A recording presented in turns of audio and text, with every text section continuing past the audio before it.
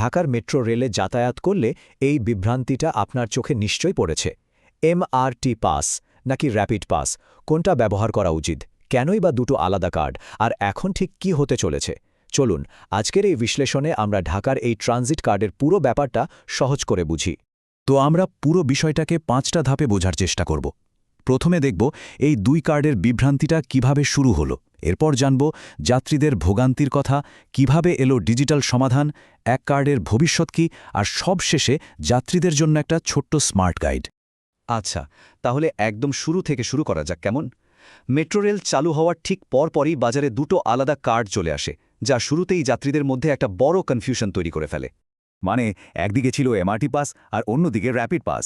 দেখতে প্রায় একই রকম হলেও এদের উদ্দেশ্য আর কাজ ছিল কিন্তু একদমই আলাদা। তো চলুন দেখি এদের মধ্যে আসল পার্থক্যটা ঠিক কী ছিল। এই যে এমআরটি পাস, এটা বানানো হয়েছিল শুধু একটাই কাজের জন্য, আর সেটা হলো মেট্রো রেলে চড়া। এর দায়িত্বে ছিল মেট্রো রেল যারা চালায় সেই ডিএমটিসিএল। সোজা কথায় এই কার্ডের দৌড় ছিল শুধু মেট্রো স্টেশন পর্যন্তই। কিন্তু র্যাপিড পাসের ব্যাপারটা ছিল অন্যরকম। এর পেছনের চিন্তাটা ছিল আরও অনেক বড়। ডিটিসিএ চেয়েছিল এমন একটা কার্ড যা দিয়ে শুধু মেট্রো না, বাস, ট্রেন, এমনকি ভবিষ্যতে ফেরিতেও চড়া যাবে। মানে একটা কার্ডেই শহরের সব গণপরিবহন। ভাবা যায়? কিন্তু কাগজে কলমে পরিকল্পনা যতই ভালো হোক না কেন, এই দুই কার্ডের সিস্টেমটা খুব তাড়াতাড়ি যাত্রীদের জন্য একটা বিশাল ভোগান্তির কারণ হয়ে দাঁড়াল। কার্ডের অভাব আর লম্বা লাইন প্রতিদিনের যাতায়াতে নতুন করে যন্ত্রণা যোগ করল। হেলেনা, জাহিদের মতো হাজারো যাত্রীর এটাই ছিল প্রতিদিনের গল্প। মানে পার্মানেন্ট কার্ড তো পাওয়া যাচ্ছে না, তাই একবার ব্যবহার করার টিকিটের জন্য ঘন্টার পর ঘন্টা লাইনে দাঁড়াতে হতো। কিন্তু প্রশ্ন হলো, এই সংকটটা তৈরি হলো কেন? এর পেছনের মূল কারণটা ছিল বলতে পারেন একটা প্রাতিষ্ঠানিক রেষারেষি। ডিএমটিসিএল আর ডিটিসিএ দুটো সংস্থাই কিন্তু একই মন্ত্রণালয়ের অধীনে। তারপরও কার্ডের ম্যানেজমেন্ট নিয়ে তাদের মধ্যে একটা সমন্বয়হীনতা তৈরি হয়, আর এর সরাসরি প্রভাবটা গিয়ে পড়ে কার্ড সাপ্লাইয়ের ওপর, আর তাতেই তৈরি হয় এই সংকট। আর এই সংকটটা যে কত বড় ছিল সেটাই সংখ্যাটা দেখলেই বোঝা যায়। প্রতিদিন প্রায় 4 লাখ মানুষ মেট্রো ব্যবহার করেন। একবার ভেবে দেখুন, এত বিপুল সংখ্যক যাত্রীর জন্য যখন কার্ডের অভাব হয়, তখন ভোগান্তিটা ঠিক কোন পর্যায়ে যেতে পারে। তো এই ভোগান্তির মধ্যেই একটা দারুণ পরিবর্তন আসলো। যাত্রীদের কষ্ট কমানো আর পুরো সিস্টেমটাকে আধুনিক করার জন্য চালু হলো ডিজিটাল সার্ভিস, যা বলতে গেলে পুরো খেলার মোড়টাই ঘুরিয়ে দিল। দেখুন, ডিএমটিসিএলের তথ্যই বলছে মেট্রোর অর্ধেকেরও বেশি যাত্রী, মানে প্রায় 55%ই পার্মানেন্ট কার্ড ব্যবহার করেন। এই যে এত বড় একটা অংশ, তাদের জন্য যে একটা সহজ রিচার্জ সিস্টেম দরকার ছিল তা তো বোঝাই যাচ্ছে। এই সমাধানটা কিন্তু ধাপে ধাপেই এসেছে। মেট্রো চালুর প্রায় 1 বছর পর 2023 সালের নভেম্বরে অনলাইন রিচার্জ সিস্টেম চালু হলো, আর তার কয়েক মাস পরেই 2024 সালের জানুয়ারিতে চলে আসলো মোবাইল অ্যাপ। আর এটাই যাত্রীদের জন্য একটা নতুন দরজা খুলে দিল।